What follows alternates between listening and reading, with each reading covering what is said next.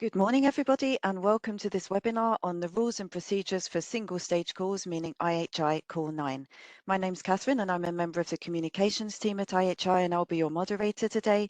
And joining me here on this foggy morning in Brussels, I have Alessandro Chiodini, who is our call coordinator, Desmond Barry from the legal team, and we also have online Polivios, who's also in the scientific operations team, and he's going to be on hand for questions and answers. So before we start, as we move on to the next slide, we just want to give you some housekeeping tips. So if we can just move to the next slide, please. Thank you. So as you can see, we are recording this session and we'll be publishing the recording and the slides on the IHI website later today. We are going to be launching the call tomorrow, so then you will have all the links to the relevant pages on the funding and tenders portal. The call text is, of course, already online and you can read it, and you should absolutely do that. If you have any questions, you can use the Q&A function, which is in the bottom right-hand corner of your screen. And one last important point today is obviously on the rules and procedures. We have already had 2 other webinars on Call 9 on the financial aspects of the proposal and on the content of the call topics themselves. The recordings and slides of those are already online, and you should absolutely watch them. So on that note, I will hand over to Alessandro to give the presentation. Thank you. Thank you very much, Catherine, for giving me the floor, and good morning, everyone. Also, thank you very much for being here today for this hour. What you see on the screen, it's about the outline of what we're going to present and discuss, and take also some information from you in the next hour. This presentation is mainly done by myself, who I'm the call coordinator in IHI, and my colleague Desmond, who is a legal officer here. So there will be a set of slides presented by myself, and then I hand it over to Desmond for another set of slides, especially related to the eligibility of participants, the IPR issues, and then the slide deck is back to me for some concluding remarks.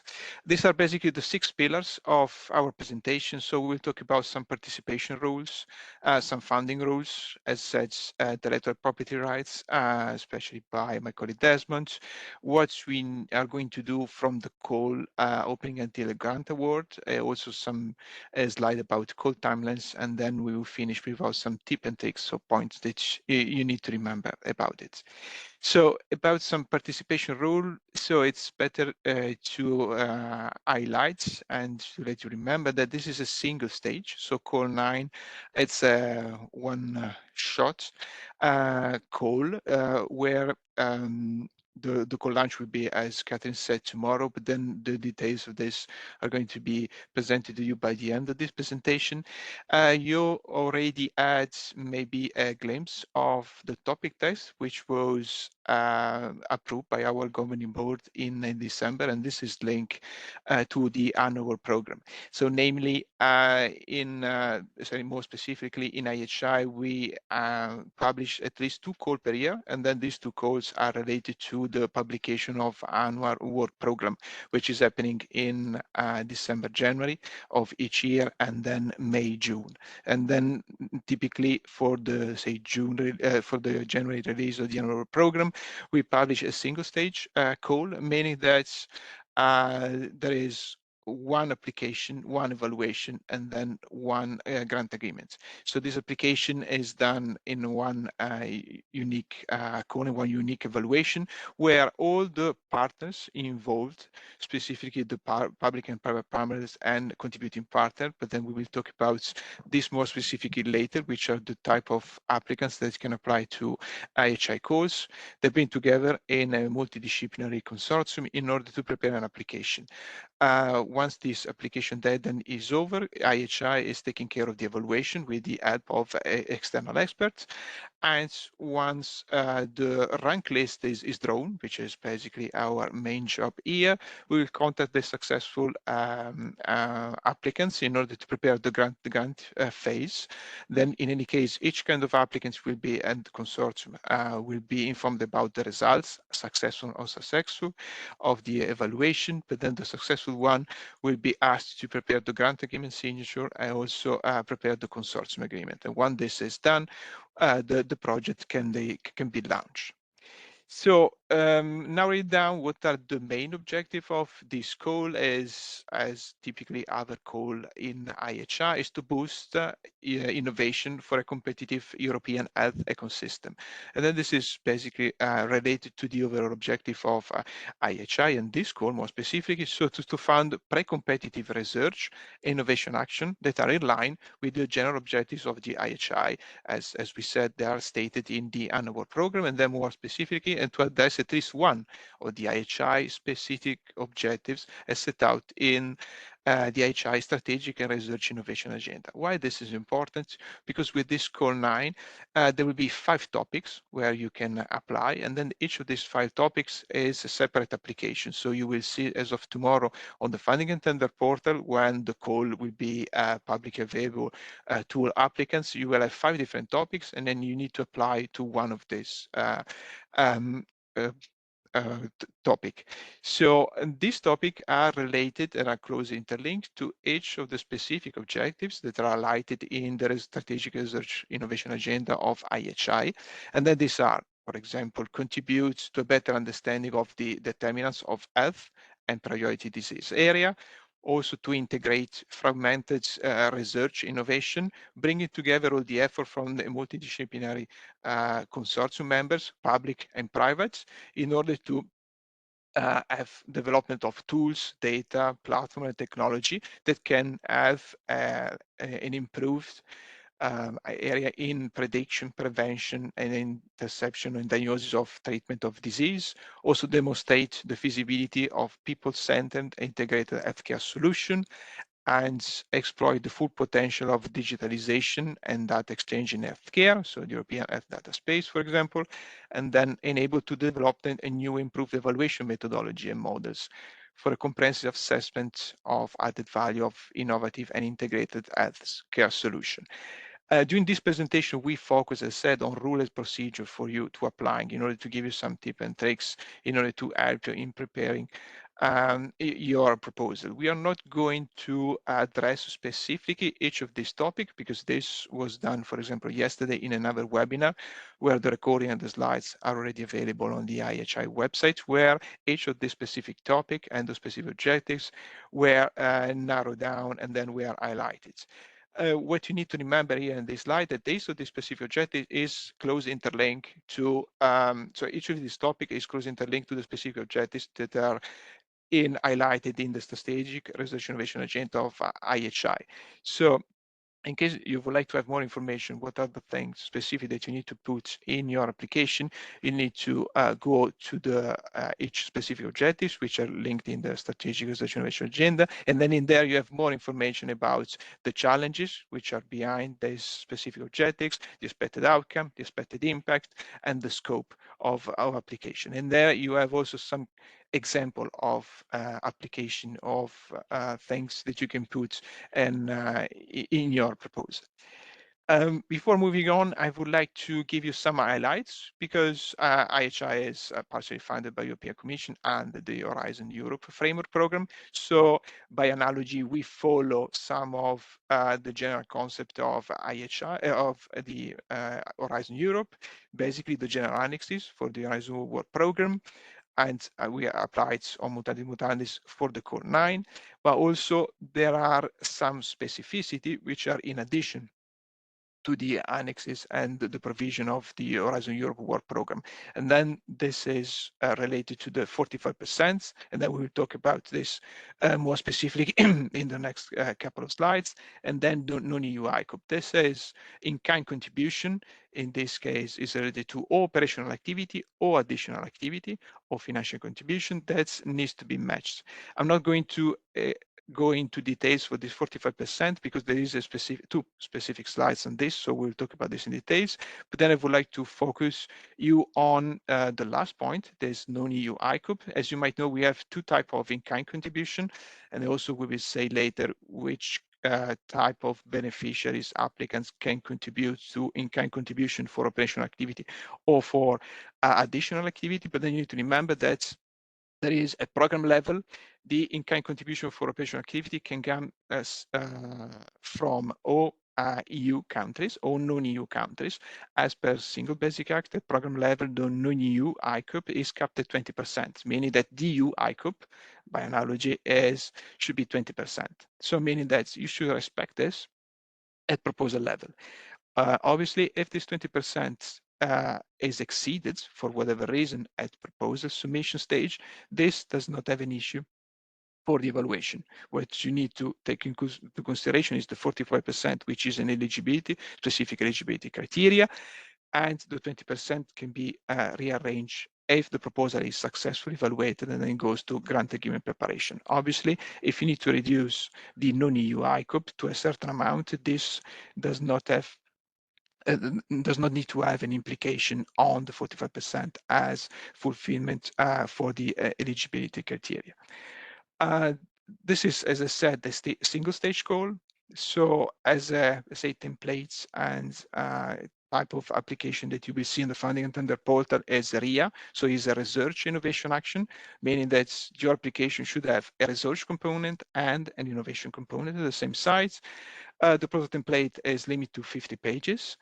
There is also the possibility for you to have clinical studies. So in the application, you will see there is a template when you will be able to access the funding and tender portal. There is a template that you need to use in order to put their information about your clinical studies.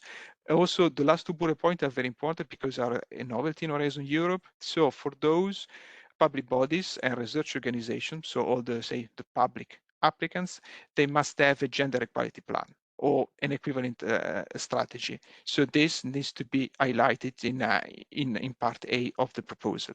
But then we narrow this down when we talk about the different part of the proposal and the various annexes. It also, you need to have in your application a plan from the dissemination, exploitation, and communication of activity, which is very important for us.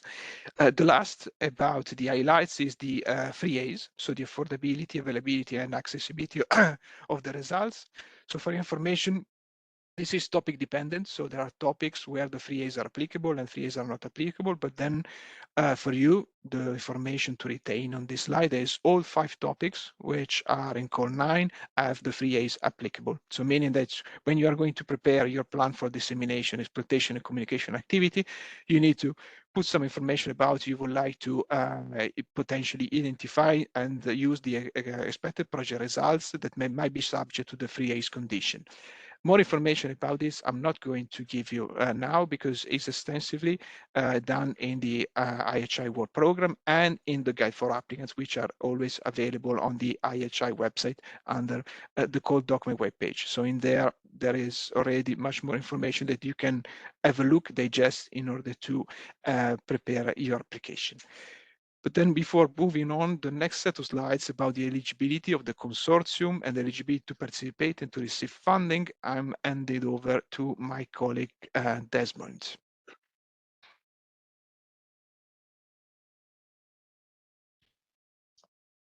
Thanks, Alessandro. Good morning, everyone. Okay, so we're actually going to go through a few slides now just on the general eligibility principles. Then we're going to talk about some wider legal issues as well.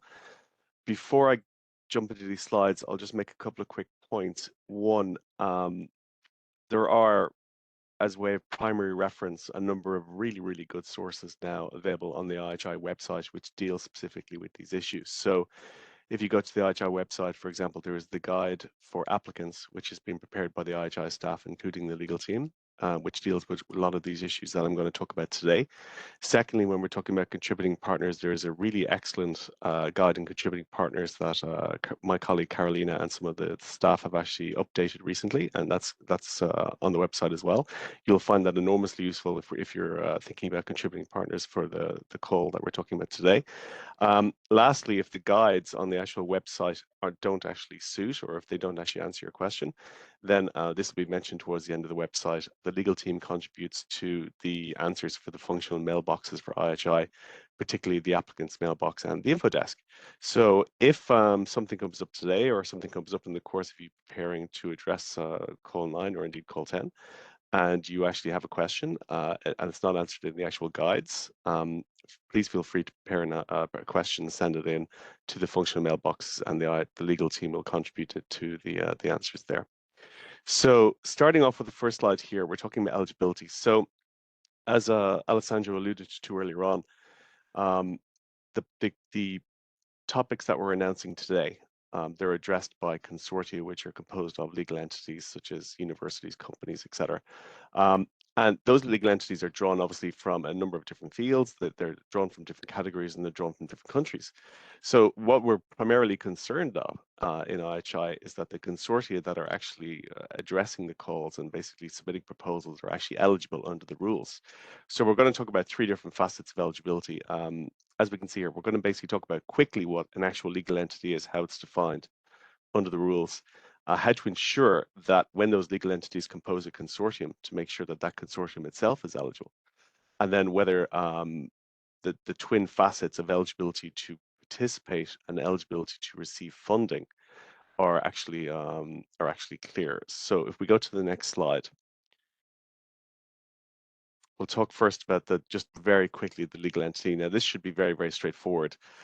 This is taken pure from the regulations, so it's long, but it's actually quite simple. It just means when we talk about legal entity, as we said, the legal entity means a natural person or a legal person created and recognized as such under union law, which has legal personality and the capacity to act in its own name, exercise rights, and be subject to obligations, or a further permutation as well. So essentially, when we talk about legal entity, as I said, it can be a person, it can be a company, it can be a university, and they're basically the building blocks of any consortium which applies to address an IHI call or topic.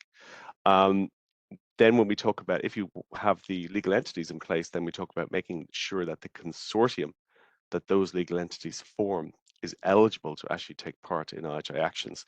Now, the rules here are extremely clear. We basically need a minimum of 3 entities. We need 1 independent legal entity established in an EU member state. We'll get to the member states in a second. And then we need at least 2 other independent legal entities, each established either in a different EU member state or an associated country. So think minimum 3. And then think basically, 3 countries as well. That's a good start. Usually in IHI projects, the consortia are much larger, but really minimum size of 3. Next slide.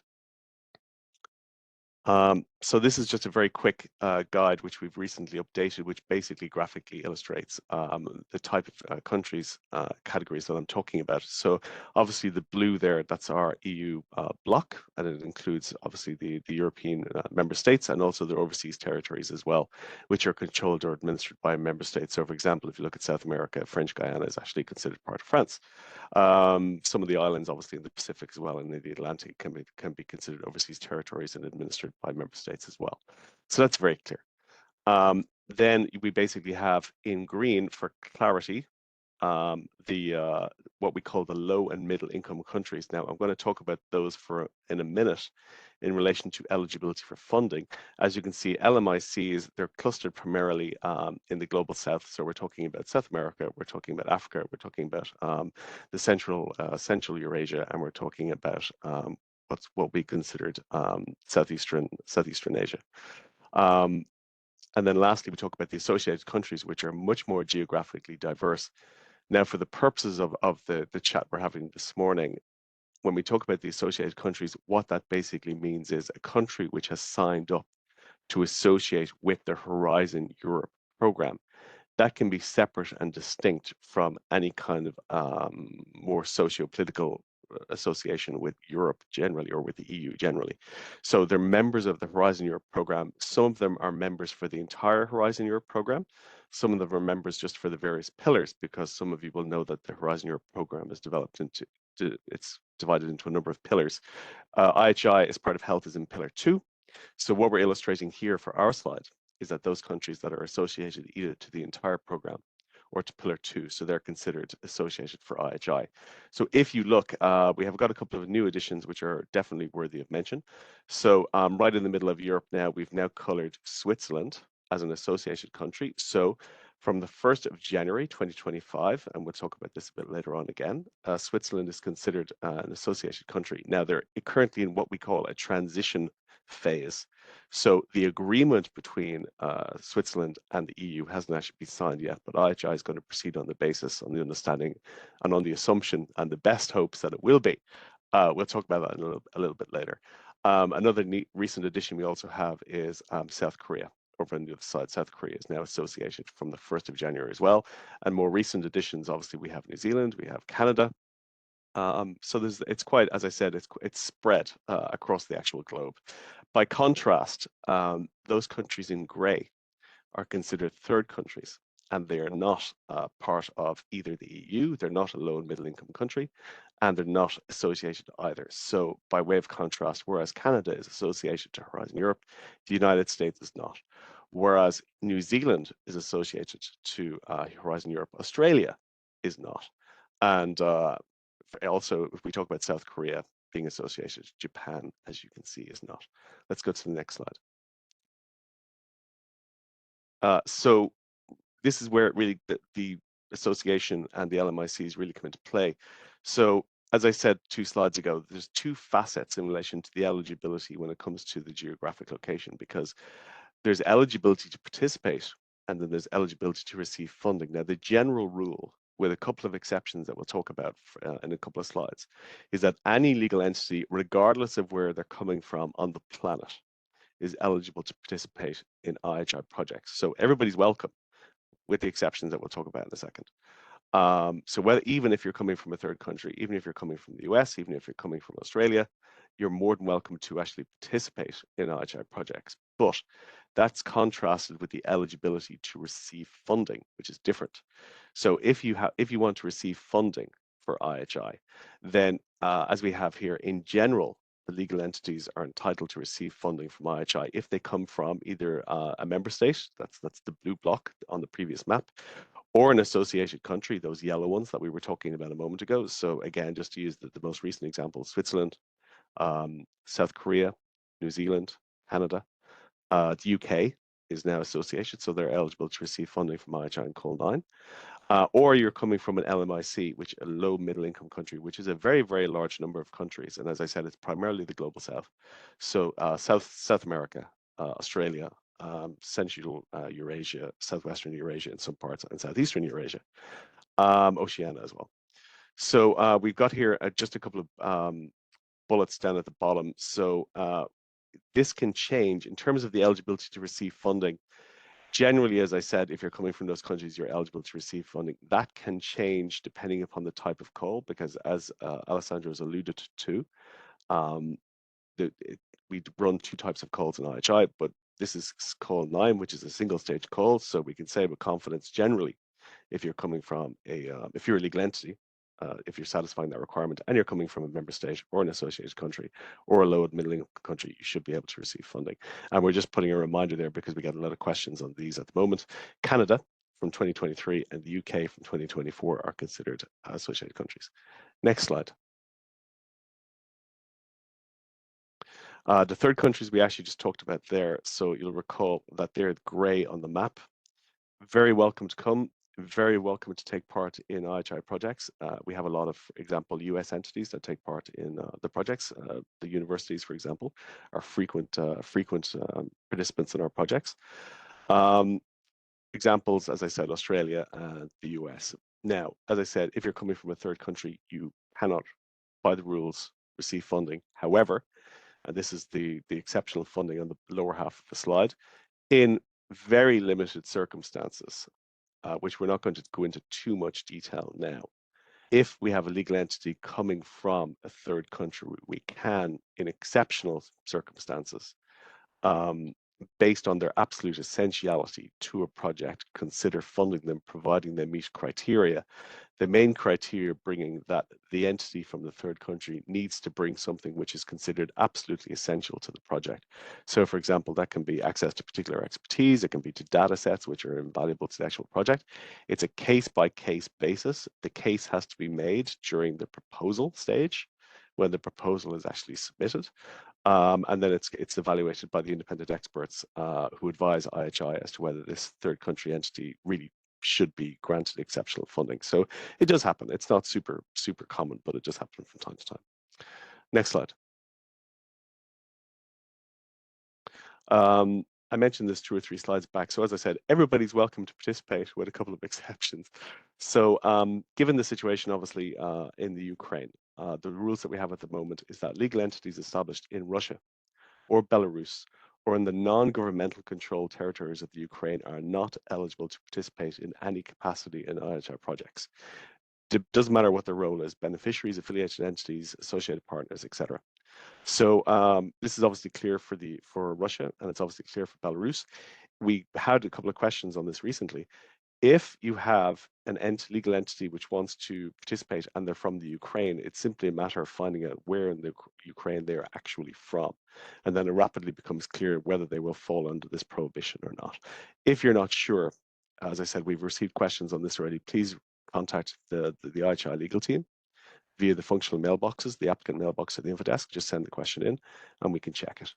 But for 99% of cases, it's very clear immediately whether this is going to be an issue or not. And then secondly, due to ongoing complications in relation to Hungary, publicly funded entities in Hungary may not be necessarily available to receive funding. There's a link on the European Commission site.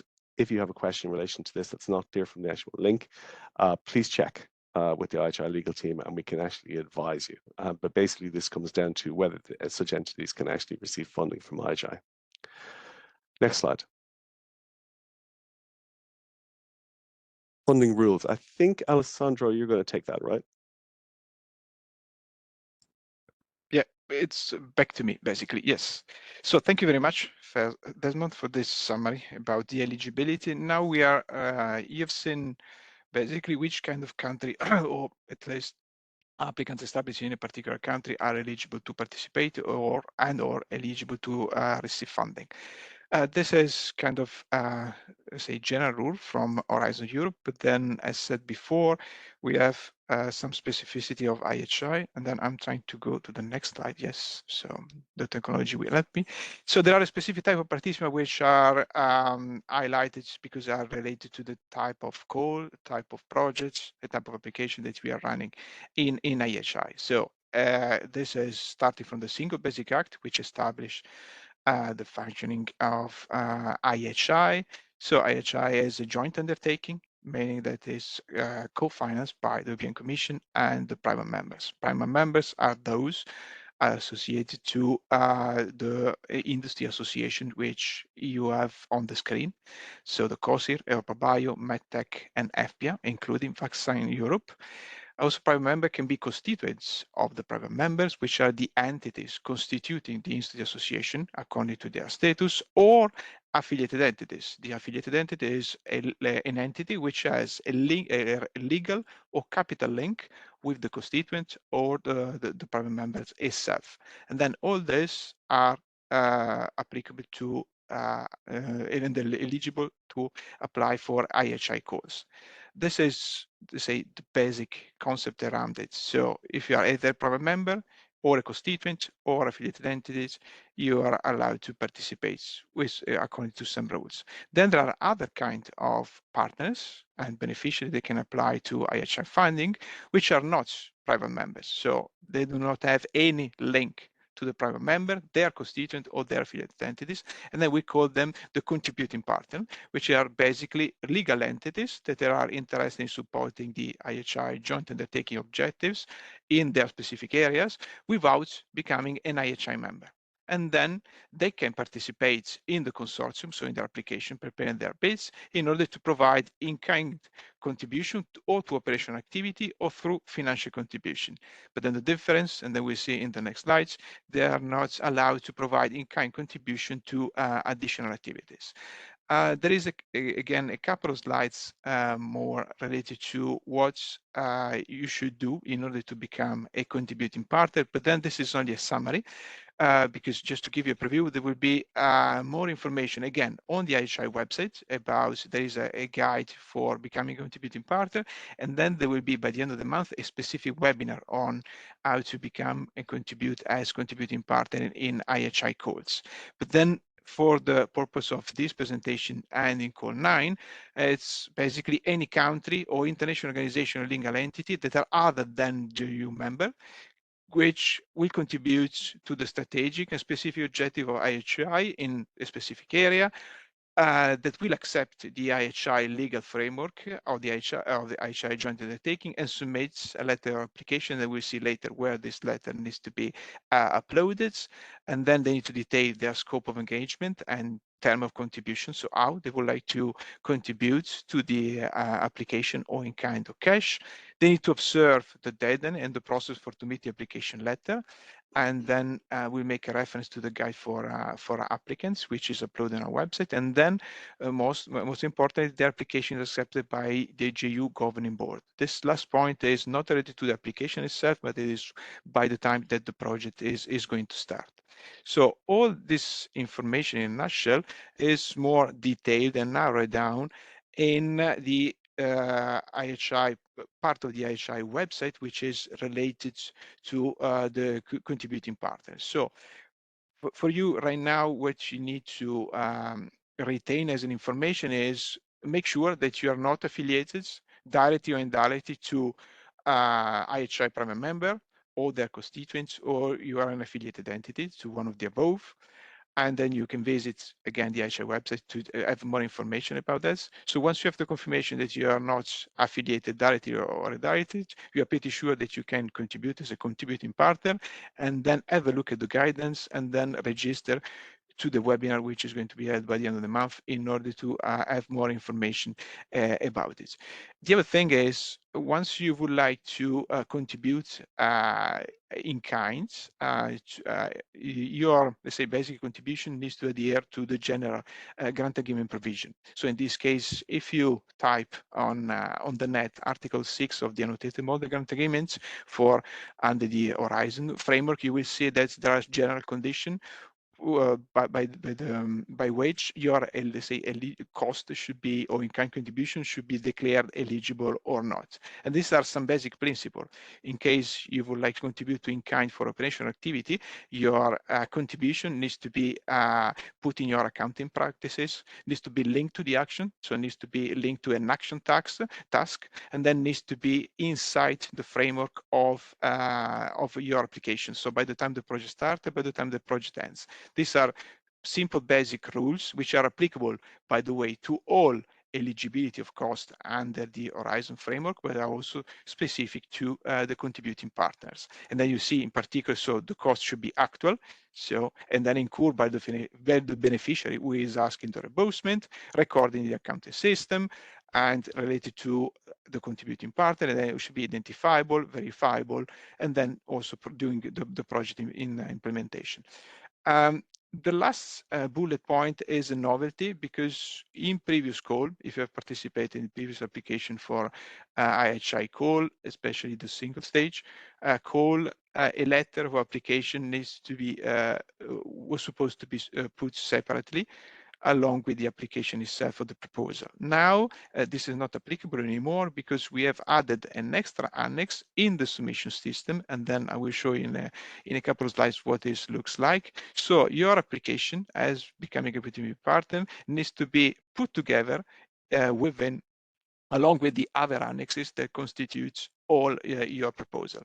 And then this is also a responsibility of the coordinator to bring together all the contributing partner application, prepare a single annex, and then include it, upload it in the submission system of the funding and tender portal in order to have your application validated.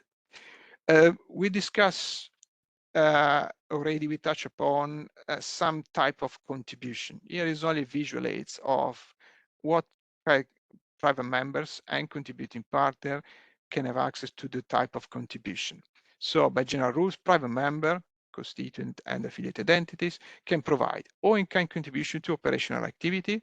And then this is basically some eligible costs that are incurred during the project implementation. And then, as said before, there is a difference between non-EU and EU ICOP. Then there is financial contribution, which is a cash that some beneficiary can provide during the project implementation. And also for private members, which is the most important, is the IKA, so the in-kind contribution to additional activities. And then these are costs that are can be put aside by private members in order to finance additional activities, in addition to those already provided in the application itself. The basic difference is that contributing partner, which are not private member by definition can contribute in the proposal in the project itself by ICOP, either EU or non-EU, and financial contribution, but then they cannot provide in-kind contribution for additional activity. And then this is, you remember in the first slides, we talked about the 20% ICOP and non-ICOP, which we've already discussed, but then the take-home message for this, it is 45%. So this is very important, this slide, because you will see that this 45 is repeated several times in this slide and in the following one.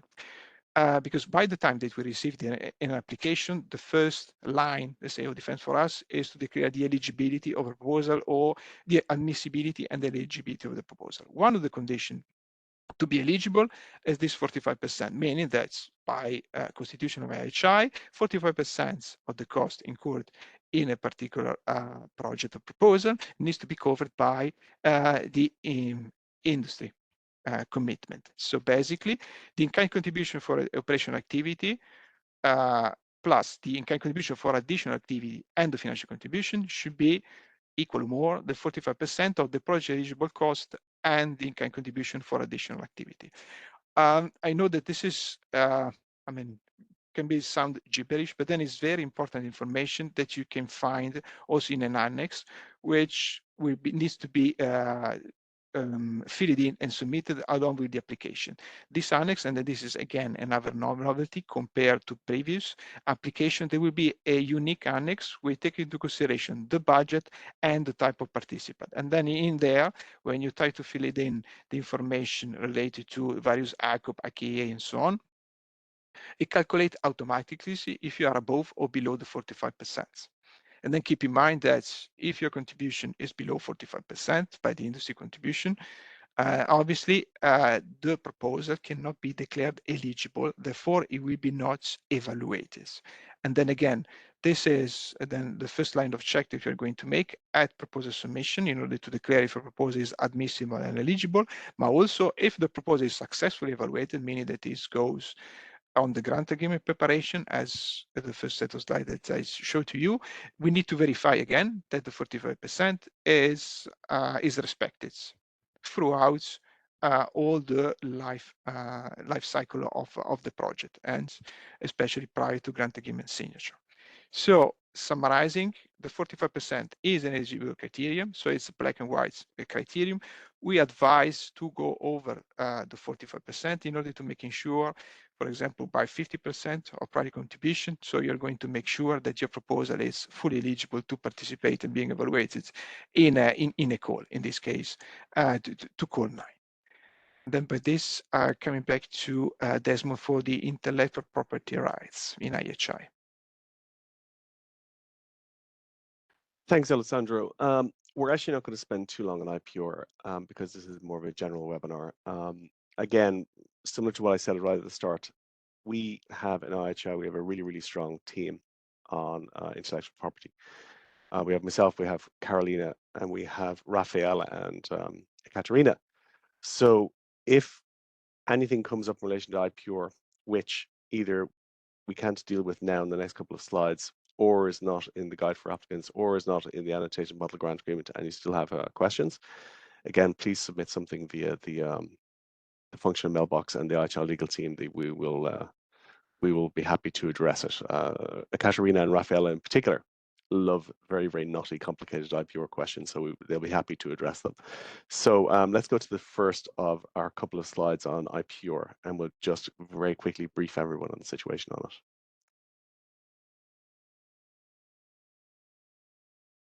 Okay, so this is a very high-level snapshot of just how IPR actually works in the IHI project, with some definitions at the bottom. So to keep it very simple, if we concentrate on the boxes at the top, on the left-hand side, and we very frequently get questions on this, and I'm sure we'll have a question on the end in relation to background and how it works in the project.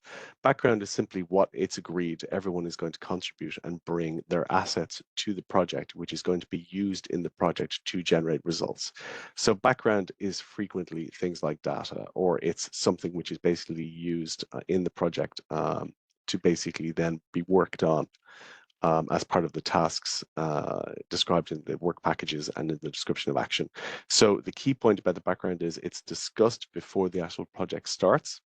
It's agreed by all the consortium members, and then it's written into one of the annexes in the consortium agreement. So, for example, a beneficiary X hereby confirms that they will contribute asset Y or data set Z to the project for the purposes of. Now, if we go into the box on the right-hand side, then during the actual implementation, that background then is actually used, as you can see underneath, to generate results. And the results are basically any tangible outputs of the actual project, or intangible for that matter. It can be something concrete like a publication. It can be further data. It can be something more material. The key point is that whether it's background which is put into the actual project or whether it's results which are generated in the project, as you can see from the very, very last line we have in the actual slide and in the box itself, access rights are generated in relation to this background that is brought and in relation to these results that are generated in the actual project. So the key point here in relation to access rights to remember is IHI projects, by their very nature, and Alessandro's alluded to this already, it's a pre-competitive environment and it's a collaborative environment. So the idea is that other beneficiaries or other entities who are in the actual project will get access rights to the background under certain conditions and access rights to the results that you generate in the project under certain conditions and for certain uses. So what we always advise people to do is, if you're actually getting involved in an IHI project, I mean, we always advise you to get independent legal advice on the grant agreement to make sure you understand the obligations that you're signing up to. But in particular, intellectual property is something that your legal team or your advisor should look at in detail and make sure they understand. So you understand exactly what's expected of you when you come into the actual project. And as I said, if the grant agreement isn't actually clear, if there's a further question and the guides aren't useful, then the legal team here will be happy to address it. Next slide. Then some more, let's say, specific aspects of IHI IP which need to be kept in mind. So the IHI IPR rules derived primarily from the Horizon Europe Model Grant Agreement, Article 16. That's something that your lawyers should actually look at. Supplemented by specific rules that are in the same agreement, which is in Annex 5. Now, how this works is, if you think about it, in the general text of the grant agreement, the high-level intellectual property rules are right there at Article 16. And then in Annex 5 of the grant agreement, there's more specific rules just for the JUs. And if you drill down even further, there's specific rules for the JUs, but more specifically for IHI. So really, it's basically found in 3 places. That said, the rules themselves are not particularly onerous, and there's not a huge departure for the IHI rules from the general Horizon Europe intellectual property rules, but you should understand what your intellectual property obligations are when you're getting into an actual project. Additionally, and I'll talk about this a little bit below in the bullet points directly underneath, we can have in specific IHI calls further intellectual property provisions, which is important. So for example, this is standard for every IHI project. We maintain the IHI JU along with the other joint undertakings. This is not IHI specific. We maintain what's called a right to object, which basically means that if when you're generating a result in the actual project and you want to transfer to a non-EU entity in a non-EU country, the usual situation here is, for example, if a company wants to transfer its IP to an office in the US, which applies for global protection in relation to all their IP, IHI gets a right to object to that. So how this works is that if you anticipate transferring your results to a non-EU entity in a non-EU country outside the project, you basically contact IHI in advance and say, look, this is what we're generating in the project. This is what our plans are. Do you want to exercise your right to object? And the IHI will basically look at it and basically say, look, is this against, for example, European strategic interests if this is transferred? The vast majority of cases, IHI chooses not to object to the transfer, but it's something that everyone needs to be aware of, and it's something that it applies to every single result which is being transferred externally, so it's something to bear in mind. Secondly, we also have what's called affordable access provisions, which Alessandro mentioned earlier on. these basically can affect what happens to results after the end of the project for a number of years after the end of the project. So if you look at your specific call topic and you see that this affordable access provisions, or what we call 3A, applies to the actual project, then you need to make sure you fully understand what those obligations are. Basically, there's an obligation that it has to be addressed in the actual proposal. Then it has to be addressed during the lifetime of the actual project, particularly at the stage of the midterm review. And then there are ongoing 3A obligations after the end of the project. So if you see this in the call topic, special conditions for which you're applying, make sure you understand. Again, it's there, it's not too onerous. I think it's extremely well explained, for example, in the IHI Guide for Applicants. We haven't had too many problems with it in previous calls, but it's something that everyone needs to be aware of.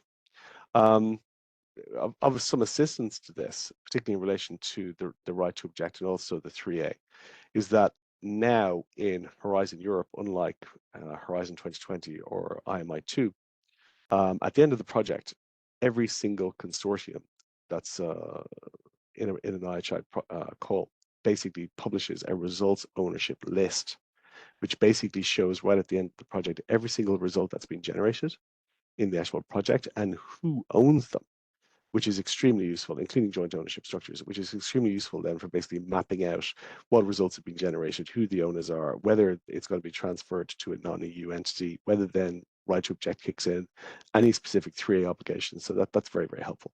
And then lastly, along with Horizon Europe, there's an emphasis on exploitation and open science. So we use the normal open science dissemination model. Again, it's in the actual grant agreement. And if this is unlikely for an IHI project, but if at the end of the project we have project results, which the owner, who will be identified in the results ownership list, isn't interested in exploiting, then we can actually utilize the Horizon Results platform to match those unexploited project results with interested parties that may have an interest in doing it. And we just haven't read there at the bottom. We'll talk about this a bit later on. But whereas I said the high-level rules are in the actual grant agreement, in the consortium agreement, the day-to-day rules of running the actual project when it comes to IP will be laid out in terms of, how long it has to be before you basically make a written request for access rights, whether you can deal with all of the access rights at once just by signing the consortium agreement. That depends upon the template, and we'll talk about that in a future slide as well. Next slide. Call to grant award. I think this is Alessandro again. Yeah, it's back to me. So basically, in the upcoming slides, this is one of the last pillar of the presentation before the concluding remarks and the tip and takes. As we spoke extensively about proposal, application, annexes, what you should include, what should not include, the eligibility criteria, and so on. But then in the next slide, I would like really to show you what the proposal looks like, what you'll be confronted with in order to prepare your application. So as of tomorrow, if the technology will help us, the 5 different topics related to the Call 9 will be available on the funding and tender portal, which is the one-stop shop that you need to use in order to access, prepare, and submit your application. And that is in common with all, let's say, Horizon Europe, under the framework of the Horizon Europe project and application. And then again, we have some specificity which are related to IHI as well. And then these are narrowed down in the various annexes that you need to provide. So once you enter the funding and tender portal, there are some information that you need to fill it in. And then this is the part A. Part B is not an annex per se, because it is done in a form of a, let's say, dynamic form, dynamic PDF form that you need to fill it in, like a form that you are going to fill it in PDF in order to prepare and then write down, for example, the name, the acronym of the proposal that you're going to submit, the participant details, you see the gender equality plan, if you have it, if you don't have it, all the details related to the of the beneficiaries that are inside the project, if you have a researcher or not, all the people that should be there in the project. And then aside to this, there is the budgets. as said, the budgets contain only the general information, because the budget type that you will see in the part A contain only, let's say, eligible, let's say, cost, like total cost, purchasing, other type of costs that are there. So all the other contribution, as we said before, ICOP, IKA, are not included in there, because this dynamic form that you're going to fill it in is not tailored for the necessity of the joint undertaking, especially the IHI. This is the reason why we have added other annexes. And also this information, you need to fill in the part A, the information related to ethics and security, and information on clinical studies, if you're going to use it. Once this part is finished, you need to download the proposal package, which includes the part B and the other annexes. The part B is the narrative part of the proposal, where you need to include basically what the proposal, your proposal that you're going to present, what looks like. And then is divided in three main sections, but then I will talk about these three main sections in the next slides, because there is other information that I would like to provide you. And then, as said, compared to previous application, if you already apply to single stage IHI calls, the contributing partner application is an optional annex, because you might have, you might not have contributing partner application, but then we provide you as again a template in the proposal package that you need to download, fill it in, and upload again in the funding and tender portal. And then there are two annexes related to the in-kind contribution for additional activity. One is a Word document, which is compulsory, and then it's the commitment. And then there, the coordinator of the project is committing that the in-kind contribution, which are going to mention in the proposal itself, in the budgets, is committed. So there is a commitment for the beneficiary to provide this in kind. And then there is also related to this an Excel file that again you need to download, fill it in, and upload about the additional activities, the in-kind contribution to the additional activities. So in there, it's an optional annex, but then you should provide all the specificity related to this. What are these in-kind contributions that you would like to put in your application? Then there is the essential information to clinical studies. So if your proposal is including clinical studies, there is a template for this, and then is a compulsory. So if by information, although it's a compulsory annex, and then this is according to regulation of Horizon framework, does not include clinical studies, you put it, let's say, a blank annex saying our application does not include clinical studies. Then another new annex compared to previous call is we merged together. You might remember if you have applied to IHI calls before, there were two different annexes. One was the budgets and the other one was the type of participant. We tried to simplify the information that you had to put into different annexes and combine and merge them in one unique annex that is called budget and type of participant. You will have, this is an Excel template that again needs to be filled in and then uploaded. And then you will see there is the first tab, which is a guidance, which contain hyperlink to different kind of information and a guidance in order to fill in the different parts of the file, of the annex, because it's quite complex. One is related to the type of participant, where you list all the type of participant which is there. And then while you type what are the type of participants, this information is already put in the budget file. So what you need to do is fill it in the type of participant, try to be as accurate as possible according to the instruction that you can find in the annex or in the hyperlink of this. And then you will see that part of the budget, especially the name of the participants, the short name, the full name, and their affiliation, is already in, say, in the budget tab. And then in there, what you need to take into consideration is to put all the information which are required, taking into consideration that we need to have this information, especially for the ICOP IKA, in order to declare the eligibility of the proposal, as we said before, related to this 45%. Then finally, there is an ethics, and therefore this, there is no templates. And this is in addition to the ethics information that you're going to put in the part A. And then if there are more information that you would like to provide about any concern about the ethics that your proposal might entail in the future, you need to put it there because it goes beyond what is in the ethics self-assessment in the part A. I said that I will go a little bit more in detail related to what are the type of information that you need to put in the Part B. So Part B, there is the template. And then first of all, since the template is uploaded on the funding and tender portal, please use it. If you're using another template or any other template which are not included in the funding and tender portal or on the IHI website, your application may be disqualified because one of the conditions in order to be admissible and eligible proposal is to need to be complete and then need to be used all the templates which are included in the funding and tender portal. In this case, we also make a reference to our IHI website where the same templates are uploaded. But then more specifically in this, the part B is divided in three main chapters: excellence, implement, and implementation. And then this excellence, implement, and implementation are the same kind of text that the external evaluator are going to use to assess your proposal. So the external evaluator, they have a form to fill it in, and then this form is divided exactly in the same chapter that you will have to put in your application in the Part B. And then here you will see that an application is considered above threshold, so can be considered for grant agreement if they reach a total of 10 over 15 with an individual score of 3. So the passing mark for each individual criteria is 3, and the total contribution needs to be, by the way, 10 over 15.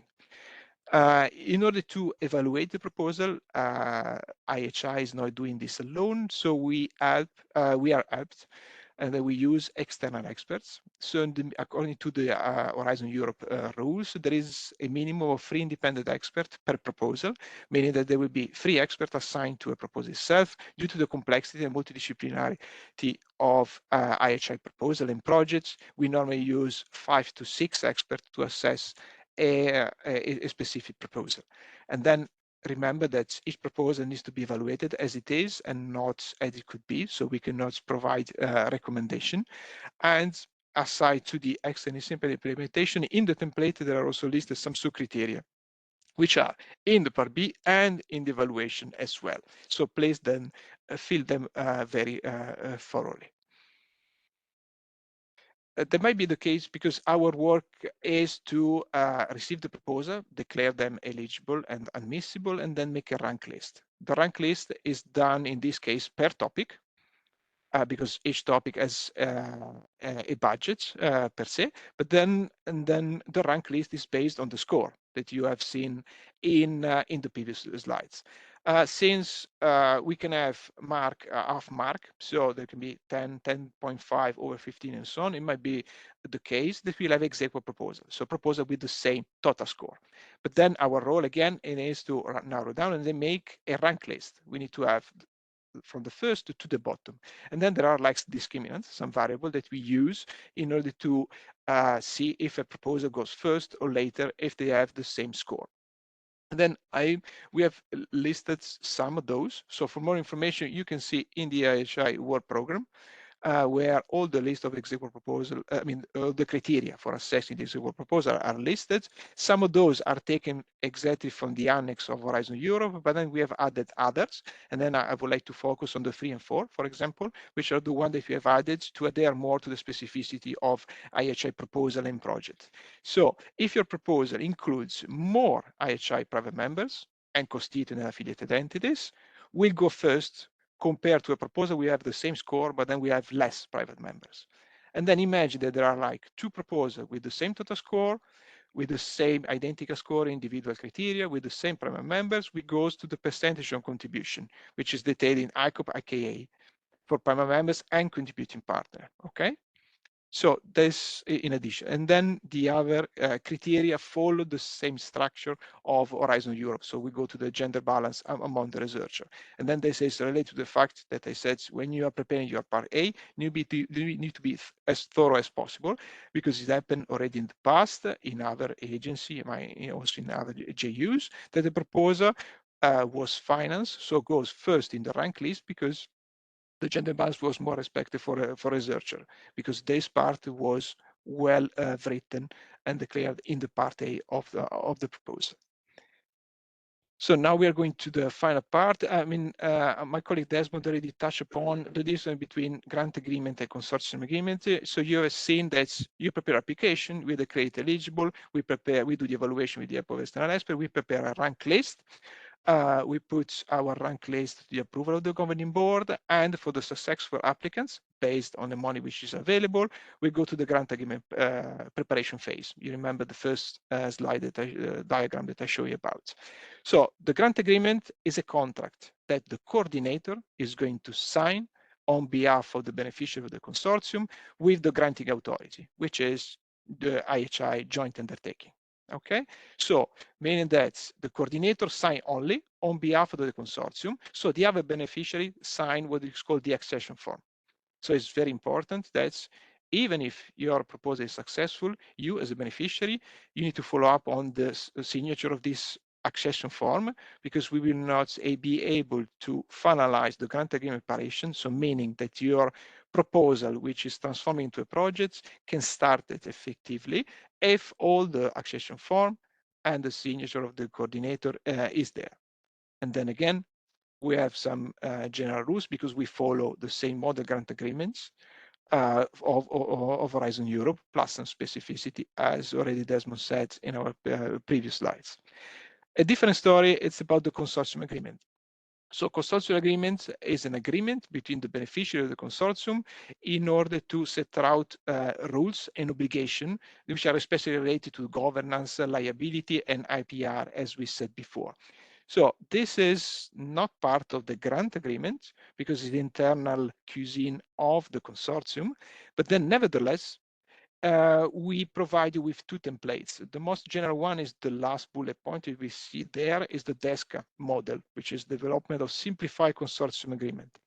This was developed by what is called the core group, which is a group of renowned research organization, like, for example, the Fraunhofer. But then it's true that given the specificity of IHI, this is a very general consortium agreement that can be applicable to other type of Horizon Framework Program. So for this, with the help of the private members of the JU, we provide you with another template which is more tailored to the needs and specificity of IHI projects. Both there, I put the link in there, and then you are able to download it and have a look from the IHI website. And also, if you go to the webpage of the Industry Association, this is mentioned, and then you are able to download it from there as well. So the final part of the presentation is one slide about timelines, and the final part is about tip and tricks. So as I said, the call launch is tomorrow, 16th of January. Since it's a single stage, so there is only one opening, one closing. The closing is 29th of April. We will do the evaluation between May and June, and then this include admissibility, eligibility check, the individual, the consensus report, the rank list, the approval by the governing board, and we should be able to inform you as an applicant, successful or unsuccessful applicant, by the end of July 2025. And after 3 months, more or less, for those who are successful, the grant agreement preparation should be finalized in order maybe to start the project by the end of 2025 or beginning of 2026. So now this is the last part. So it's a sort of recap of all the things that you need to retain, sort of take-home message. So first of all, read all the relevant call materials which are available or on the funding under the portal or on the IHI website under the section of call documents. In there you have all the form, all the specificity, all the guidance, everything that you should know in order to get prepared for this application. As I said, so your one-stop shop for prepared application is the funding and tender portal. Okay, imagine that you need to use to treat this as funding and tender portal as a sort of software. So if you have not done an application before, it's better if you try to do it as soon as possible in order to understand how this software works. I mentioned that there is a part A, which is a form that you need to fill it in. The part B and the various arguments, something that you need to fill in and then upload again. So there is some, say, a learning curve that you need to have. So this is just prepare it as of the onset, just to get familiarized with the specificity of the, say, IT technical software. Respect to page limit, so this is a research innovation action, single stage, so the maximum limit page for the Part B is 50. Also, try to use, again, the template which is there and the font which is suggested. If you try to submit an excess page, so a proposal Part B which is exceeding the 50 page, will be watermarked with the excess page, and then it's blank. So the experts who are going to evaluate this proposal are not going to see what are the pages after the 50, from 51 onwards. Again, use the proposal structure and the template, which is provided either on the IHI website or on the funding candidate portal. Keep in mind to feed in correctly the budget and type of participants file in order to reach the 35% as a contribution. The 20% of non-EU ICOP is something that you need to consider as well. And then again, just final words about the contributing partners. So this is only a repetition of what I already said before. So if you include a contributing partner in your application, make sure that in the Part B and the other part, relevant part of the proposal, there is a strategic relevance of why you're including this partner. Okay. And also making sure that before doing this, the contributing party you would like to add is not already affiliated directly or indirectly to any IHI JU private members. Also completes accurately the budget type of participant, which is this new access, and the research table in the proposal A, in the Part A, sorry, and then ensure the gender balance, because as I said in the previous slides, this might lead to is a criteria that we use in order to determine the example proposal. Don't forget the gender equality plan is an eligibility criterion for public entities.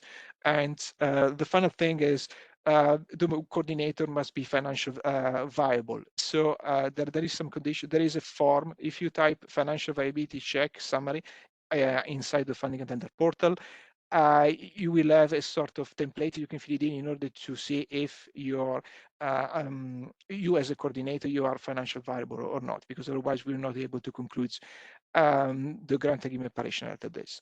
So this is my, there are 2 slides about this. So I know that there's a lot of information to process at this point in time. So if you have any other question that you would like to point out, which are left aside at this meeting for timing issues, you send us an email to the applicants, HI box, or you get in contact with the national member of your SRG. It is a state representative, which is appointed by the JU. And then finally, as I said before, there are external experts that are going to help us in the assessment of the application that you're going to provide, in case you know or you would like to be part yourself as to become an expert evaluator, or you know someone that might be interested. Again, in the funding and tender portal, there is a section related to register as an expert, where you can register, put your candidature, and then send an email to us, to expert@IHI, with the ACAS ID, which is AX 2025 or 2024, according to the year where you registered. So we take in consideration your candidature for the assessment of a future proposal. And then with these slides, I will go over, hand it over to Catherine for the final remarks. Thank you very much, Alessandro. So just before we come to the questions and answers, we do still have 2 webinars in the IHI Call Days series. This afternoon, we'll be talking about the Call 10 topic on the EHDS. And on tomorrow morning, we have the webinar on rules and procedures for Call 10, which is a 2-stage call. And it's important to note that although a lot of the rules and procedures are the same, there are some very significant differences. So if you're interested in both calls, you do need to watch both webinars. We also have, and if we can go to the next slide, please, a webinar coming up at the end of the month on contributing partners. If you are thinking of becoming a contributing partner, or if you're coordinating a consortium with contributing partners, you really do have to attend this webinar. Even if you think you're familiar with the system, we have done some updates to the guide and the procedures, so do sign up for that. The registration is available on the IHI website in the events section. So if we can finish, I think that's the last slide. So yes, it's now time for questions and answers. I am aware that we have gone slightly over time, but I see there are still quite a lot of you online, and also we are recording this, so we'll go through as many of the questions as we can. So the first question is actually on contributing partners. If a consortium has only 1 contributing partner, and they talk about a pharmaceutical company providing the whole 45% amount, or if a consortium has 15, are both eligible. For this one, I really would recommend that you come to the webinar on the 30th of January in the interest of time right now. I would just remind you as well that if you're a pharmaceutical company, you may well be a member of FPIA, either directly or indirectly, and if you are, you cannot be a contributing partner. So do think about that very carefully. I don't know if you want to add anything on that, Desmond, or if we're good to go. Yeah, that's exactly, thanks, Catherine. That's exactly what I was going to say. I think that the question itself, the wording of the question suggests a misapprehension of how it works. So Caroline, as I said, she's done an excellent guide on contributing partners. It's available on the website. She's doing a dedicated webinar on CPs on the 30th of January. So we'll just say, if you are a large pharmaceutical company, then you're contributing in kind or financial contribution as a member or as a constituent or affiliated entity of one of the private members. So you cannot, by definition, be a contributing partner.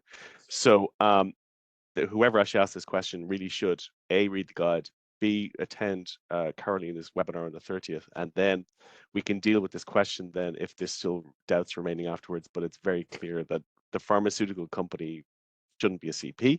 And then secondly, in relation to the 15 CPs, I mean, yes, you can bring 15 CPs to provide their in kind, but the idea of the CPs is that they augment some of the expertise that's usually being provided in the context of a larger strategic partnership, which involves the private members. So it's difficult to envisage how, while they could provide the in kind, it's difficult to envisage how a consortium that just had CPs and didn't have private members would be able to bring everything in terms of cross-sectoriality and expertise that a successful IHI proposal needs. That's it. Okay, the next question is an IP one, so it's for you, Desmond. In the context of a large pharmaceutical company providing an innovative drug to be tested, would the pharmaceutical team comply with sharing all pre-existing data related to this drug? Could we mutually agree that this data remains confidential either to the pharmaceutical team or to a specific group within the consortium, such as the disease-focused group?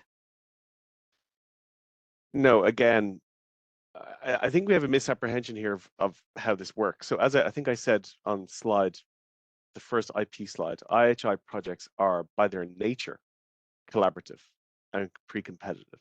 The idea is that when someone brings something to the project, the other entities in the actual project actually get access rights to the background which is actually brought, so they can get their own stuff done in the project.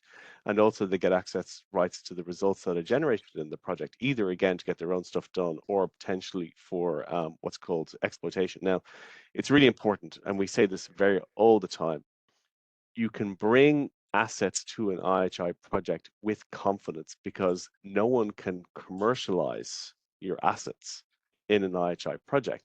But you do have an obligation to share them under certain circumstances. So I think the question was about a large pharmaceutical company contributing something. What I would say is that if that large pharmaceutical company's legal team takes a look at the access rights and the intellectual property rules in the grant agreement, they will be confident that their intellectual property rights are protected if they actually bring that asset.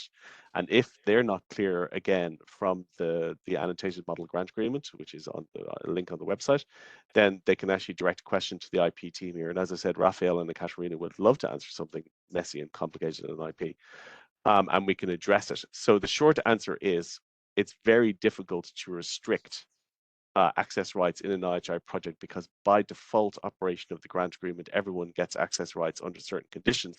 But at the same time, the exercise of those access rights should not give anyone undue concern in relation to the security or commercialization of their assets.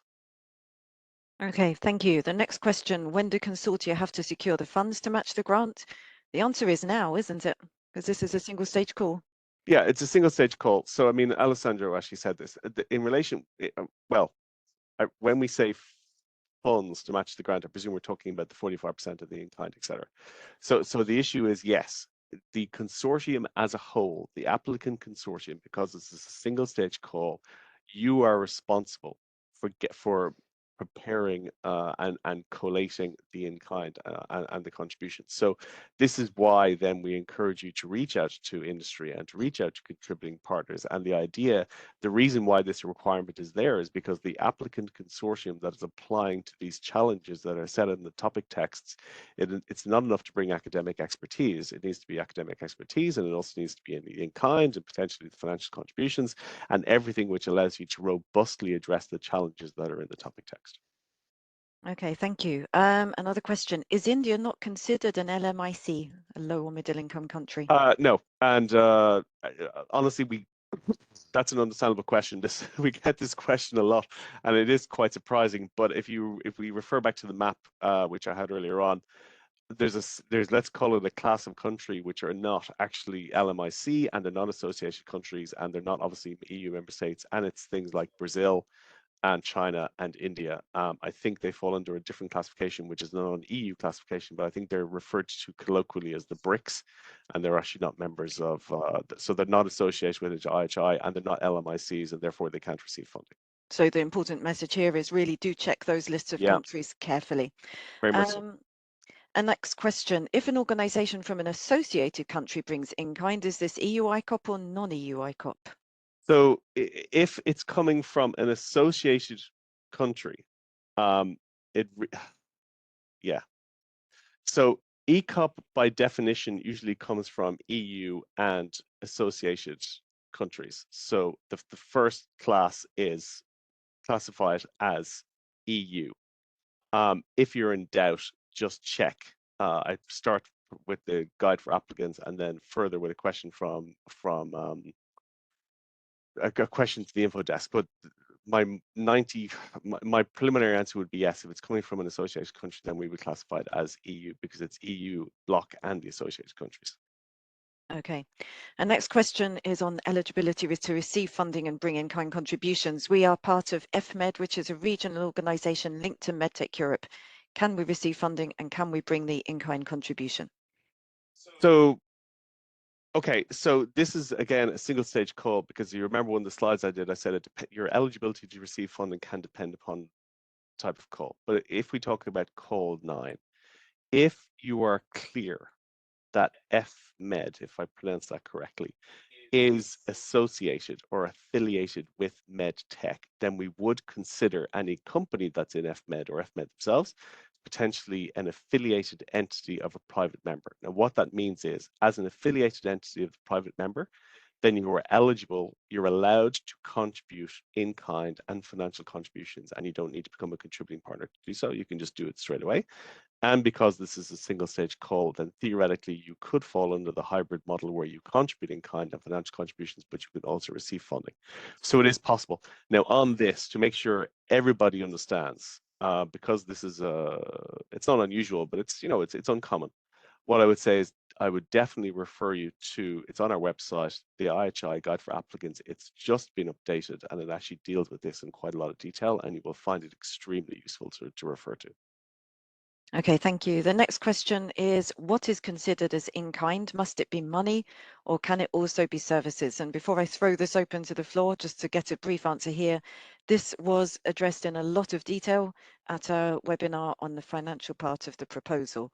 So if you have questions like this, then do go and watch that webinar because the budget table for the single stage calls is big and it looks quite complicated, and it really is in your interest to make sure it's filled in correctly. So go and have a look at it. But having said that, just briefly, I don't know if Desmond or Alessandro, which of you would like to take this one?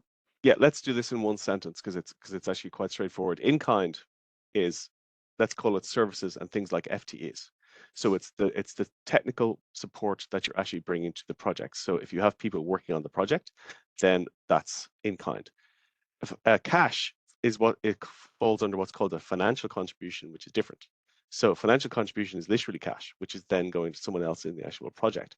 So in both cases, the key point is that for this to be eligible, it has to meet the requirements of Article 6 of the actual grant agreement. So as Catherine said, we've dealt with this exhaustively in relation in the webinars to make sure that entities who are contributing to the project are clear that what they're bringing, what they want to contribute, actually at the end of the day will be counted.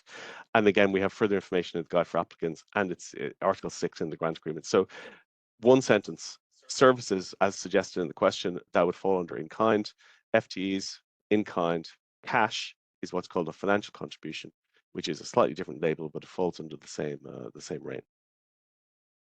Okay, thank you. Next question. Can you comment on the eligibility for software licenses that are necessary for a project, e.g. a participant making their software available for the project? How is licensing handled for the budget? Actually, yeah, this is actually good because we just talked about Article 6. The key point is, I'm presuming the question is asking if we have someone who's wants to contribute this as in kind. The question they're basically asking is, look, if I'm going to make software licenses available to everyone in the project, and this is an in-kind contribution, you know, is this actually going to be counted and how can this be valorized?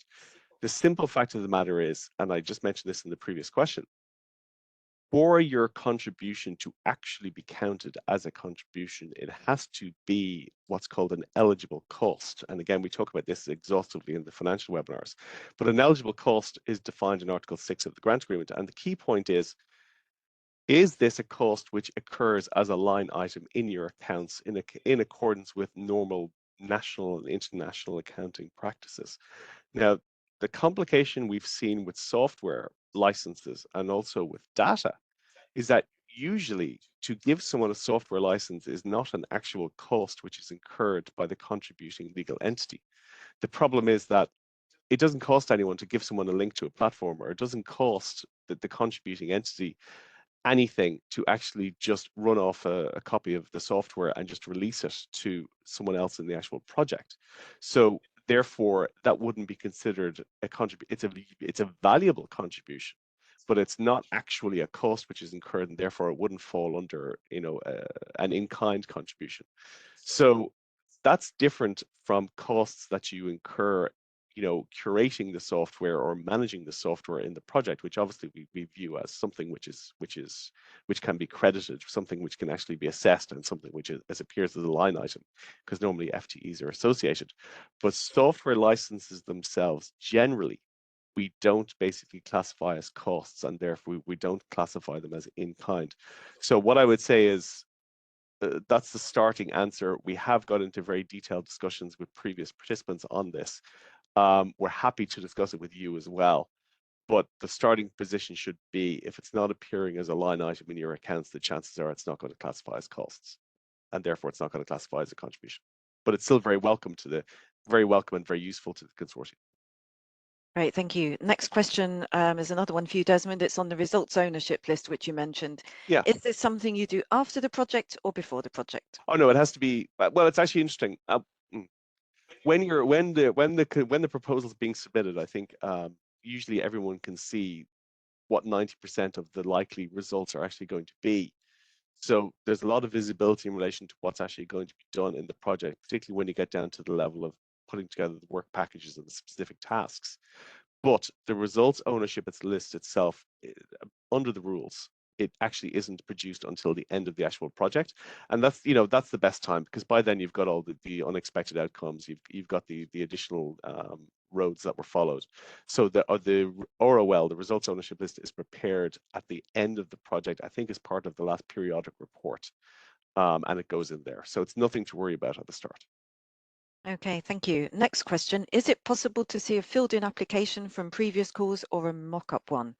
Alessandro, maybe this one is for you. We don't have No. mock-ups, but there is a lot of advice in the templates.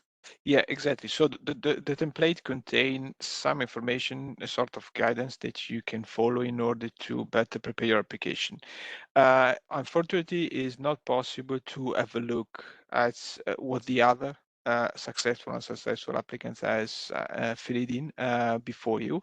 But then there is a lot of information available on the funding calendar portal and in our templates as a sort of guidance, or in IHI websites that you can have a look in order to get informed what are the things that you need to put in there. A basic information, so you need to consider that your proposal will be assessed by external experts that they don't know, let's say, anything, why you have prepared your application, which are the, let's say, the discussion that you had your consortium member. You should be as clear as possible, as concise as possible, straightforward, in order for them to provide a mark, which is the closest possible in adherence to, this is another condition that you need to make sure. So your proposal template is only a template that you need to use.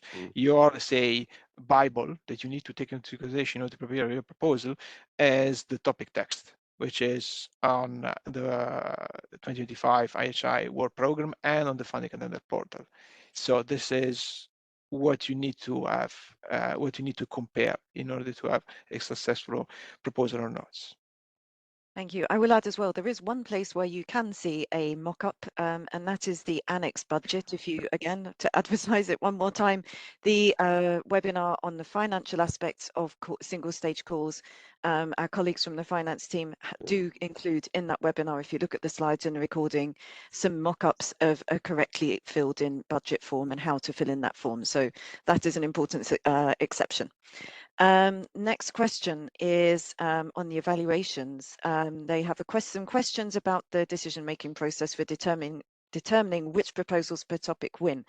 Now, Alessandro went through this in some briefly, but the questions are: who generates the ranking list?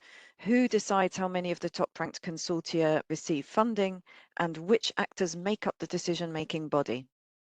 Okay, so if you go on the Funding Contender portal tomorrow, also on the IHI websites, for each of the topic, there is a range of budget, which is associated to also how many proposals we would like to finance under each topic. So the line of events is the following. Once the proposal, the submission deadline is over, we do the first line of check, as we said, admissibility, eligibility. All those proposals who are deemed eligible and admissible, they will be shared with the external expert who are going to assess the proposal. And then we said minimum 3, ideally 5 to 6 experts per proposal. Based on the assessment of the expert, who give comments and score for each part of the proposal. You remember excellent simple implementation, there is a total score per proposal. This is the rank list, which is generated per topic with the help of the external expert. Our role as IHI is to provide a rank list from the top, so 15, until the end, for all proposals deemed admissible and eligible per topic. Then, based on the money available per topic and the money requested, the funds requested for each of the proposals who are top on the list, we go from the first one. So the first one got 15, I ask 10 million. Okay, we go to the second, which asks 5 million, to the third, which asks 2.5, until the money is available per topic. All those proposals that are above thresholds, but without money available, because we have basically elapsed all the money available per topic, will go to the reserve list, meaning that it might be called to prepare for the grant agreement preparation phase if additional money will be available. And then this is for each of the topic. There is no clear rank list for the proposals who are below threshold, so below 10 in this case. And then the ultimate decision body for us who endorse the rank list prepared by the experts and then managed by IHI is the governing board. So after there is an official decision by the member of the governing board who endorse the rank list and the results of this evaluation. Once this is done, we are able to send out the letter for successful and unsuccessful applicants. For the successful applicants, grant agreement preparation phase, and for the other, stop there. There is also a possibility that we can rearrange part of the budgets in order to finance other proposals, because it might be possible that there is some per topic, there is some money left because the contribution for each individual application which is successful does not include the all budgets. So in that case, there are rules for optimization of the budget. And then there is also the possibility to finance more proposals, but then the rank list is the one that is going to be used in order to say if more proposals could be funded or not. Okay, so I think you've answered. There was a follow-up question that came in asking about, yes, the reserve list goes according to rank if it's above threshold. Yeah, so basically main is the top one with money available, reserve those above threshold, no money available, and then below threshold as is the one below. Great, thank you. We have two questions now on the 45% eligibility criterion. Firstly, what happens if the application to become a contributing partner is rejected? For example, will this make the ICOP from that partner ineligible, which may bring the in-kind contributions below 45%? Yes. Yes. The simple answer is because, as we said in previous questions, there's only really two types of entities that can contribute. One is the constituent or affiliated entities of the private members, like, for example, the pharma company, or the contributing partners. And you have to be a contributing partner to contribute the in-kind or the financial contribution. So yes, absolutely. So the key point is, and we have seen this in previous calls. Let's say we've seen some very aspirational applications, contributing partner applications that Caroline in particular has had to deal with. So what I would say is, if you are lining up contributing partners, make sure, and Caroline is going to deal with this in the webinar, make sure that the contributing partners, A, understand exactly what their obligations are going to be, B, that they're actually bringing concrete, real contributions that they can deliver on, and C, that they have everything lined up for a successful application. And part of that is obviously reading the contributing partner guide that's on our website that has just been updated. I mean, this is also why as well we generally advise consortia to generally, even whether or not you have contributing partners, but don't limit yourself to 45% exactly. Go a bit beyond, because even if you don't have contributing partners, or even if the contributing partners broadly are accepted, their contributions have to be eligible as well. Yeah. So, you know, you don't, 45% is the bare minimum, but we really would advise you to aim more for 50, I think. I think in the guide for applicants, we basically give the explicit advice, aim for 50. And I just to re-emphasize, and this was dealt with in other webinars, the 45% is non-negotiable. So we cannot live with 42%. We cannot live with 43% because the problem is it's hard-coded into our legislation. So 45% has to be satisfied at the start, and then we're going to look, we need it to be maintained during the lifetime of the project as well, which is why it's absolutely essential. If you are bringing contributing partners, you have to understand what they're bringing, they have to understand what they're bringing, and what they're bringing has to actually be concrete and deliverable. Thank you. And linked to that, actually, the next question is on how do we verify the requirement for in-kind contributions of 45% during the execution of the project? Well, I mean, as I said in the previous answer in relation to the software licenses, the key point is that for it to be a valid contribution, it actually has to be an incurred cost. And to be an incurred cost, it has to be an eligible cost, and that's defined in Article 6 of the grant agreement. So on our website, again, you'll see the link. But if you check Article 6 in the annotated model grant agreement, which is online, it explains what an actual eligible cost is. As I said, if it's occurring as a line item in your accounts, then you're off to a good start. But your legal team, your legal advisor should review in this section of Article 6 along with the rest of the grant agreement and be able to say, yes, this asset that we're bringing, this in-kind that we're bringing, this is an eligible cost. It's in our accounts. It does satisfy both national and international accounting standards, and therefore, under IHI regulation, it actually will be regarded as actual in-kind or financial contribution, and therefore it will count towards the 45%, and then you're fine. The risk is always that someone doesn't bother reading the rules and thinks that something that they're contributing is going to count, and then it doesn't count, and then the entire consortium, because as I said, the 45% or 50% is a responsibility of the entire consortium. Everybody falls if someone actually doesn't deliver on what they're supposed to deliver. So it's essential that everyone makes sure that what they're bringing or going to bring is valid and deliverable. Okay, thank you very much. I don't think we have any questions now. There is a follow-up question.